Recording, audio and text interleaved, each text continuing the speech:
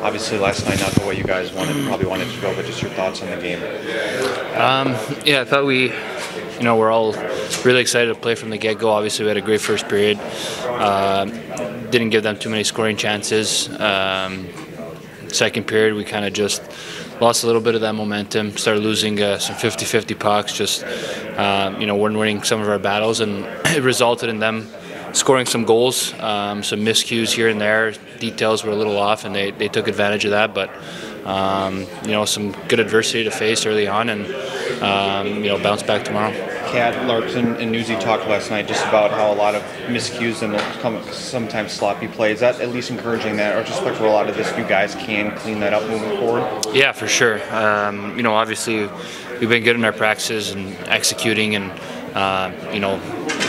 we practice and we look good doing our D-zone coverage and all that stuff. So, obviously we don't want that to linger around, but we want to clean that up as soon as possible. And another good opportunity tomorrow to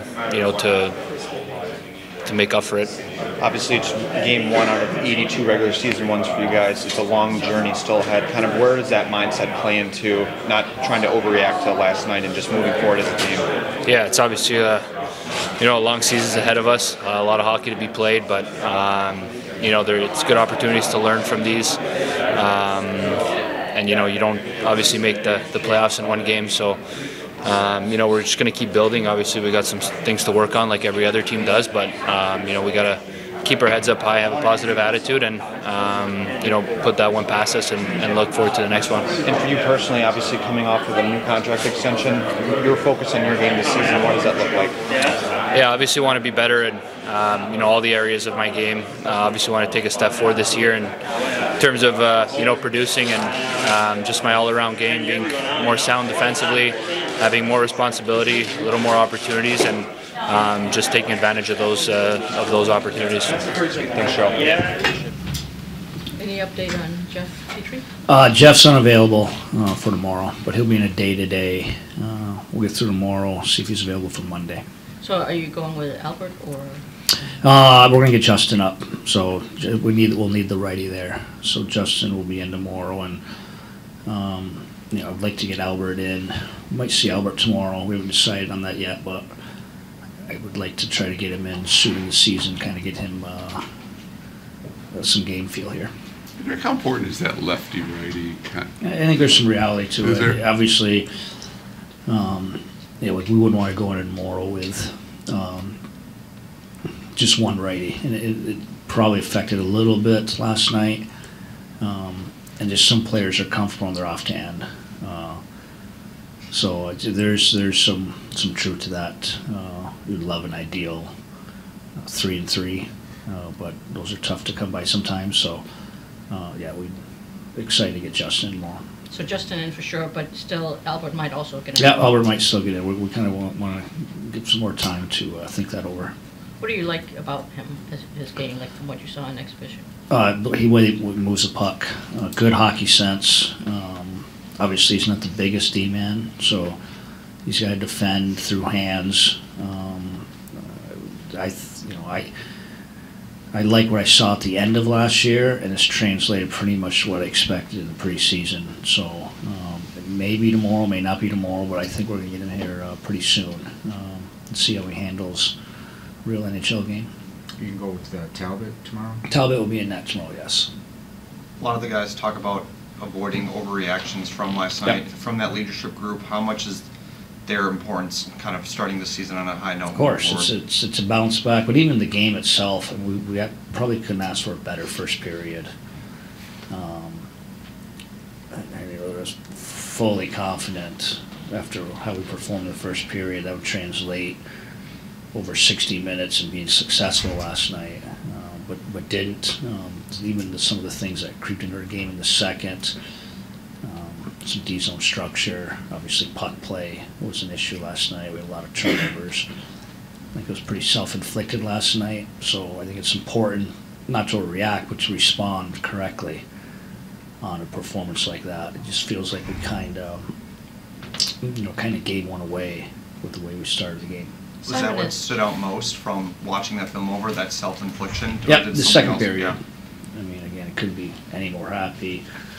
left here last night. That was a gut feel. And you watch it back over, and obviously a really good first period, and obviously not great in the second. And we just didn't find a way to get some pushback and some momentum at all over the last 40 minutes. What do you say to Simon about the penalty he took? Yeah, the penalty. Just I think his whole game.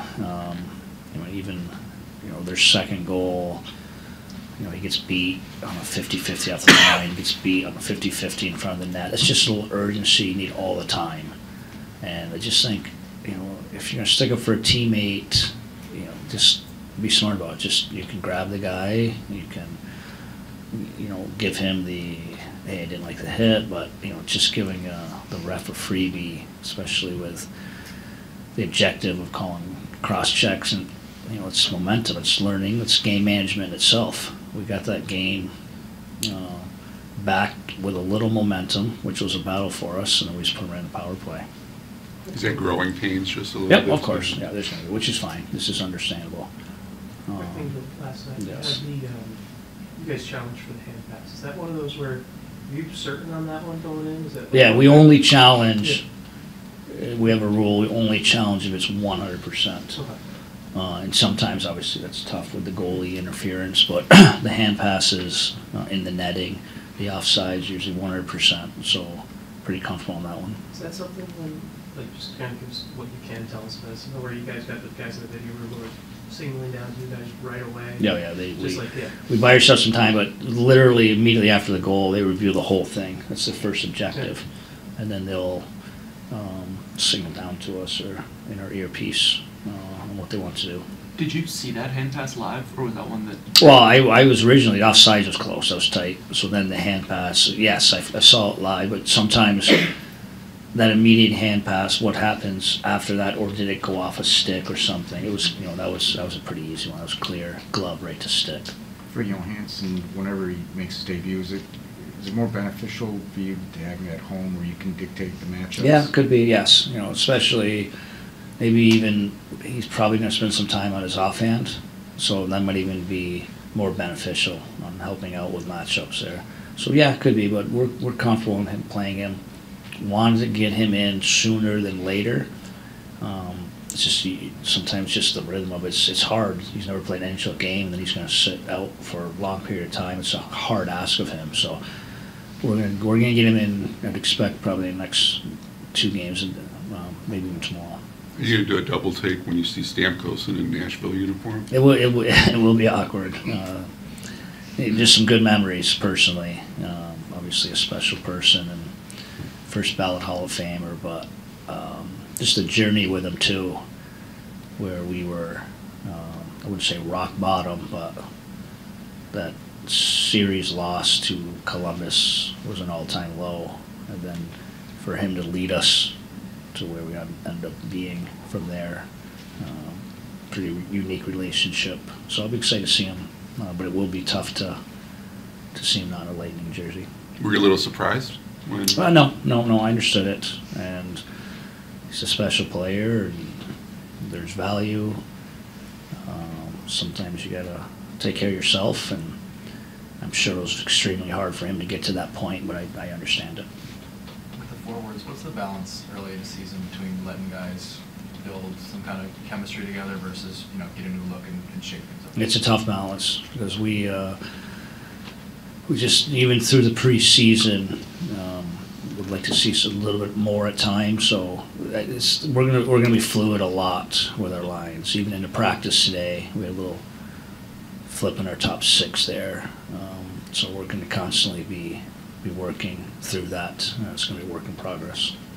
With your power play yesterday, I know there's been a lot of talk of puck retrievals and sustaining that pressure. That first power play in particular, do you feel like that was a good example of what you guys we'll take that. I think we had 5 chances, 4 grade A's alone on that. And again, a lot of times if you don't score on it, but it's sharp, it's momentum, you can feel the momentum, and it helped continue and build our momentum in the first. Obviously, you would like the goal.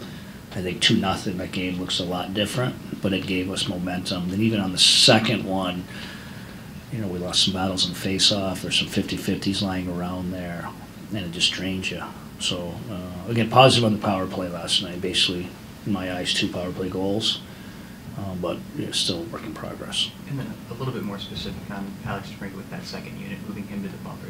Do you feel like it almost, I mean, it paid off with the assist to Tarasenko, but do you feel like moving him in kind of de-emphasizes the shot as indicator of success? There's some of that, but sometimes those guys, they have an uncanny ability to find holes and to corral rebounds. So it's just a look. He's a valuable player that is a shooter, but it's probably not his skill set to have a power play run through him. So sometimes in the flank you battle that balance.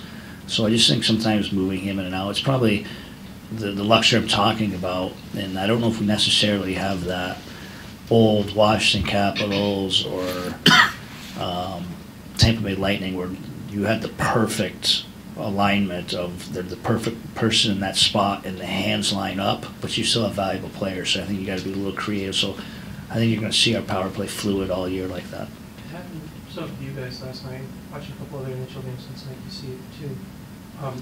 And maybe I'm wrong with this observation, but I've seen the guy, the defenseman at the top, or the guy running the point, has been coming in a little bit tighter, whereas a little before maybe gave a little bit of the space and took, and now kind of making them collapse even more. Is that something that you've noticed? Yeah, of course. I won't say no, it's a habit you want to accomplish. Yeah. It's a goal of yours. You want to get penalty kills moving. You want to shrink boxes. So yeah, that's definitely by design. I think you'll see that. You'll see that throughout the league. Thanks, Dave. Thank you. Thanks, Dave.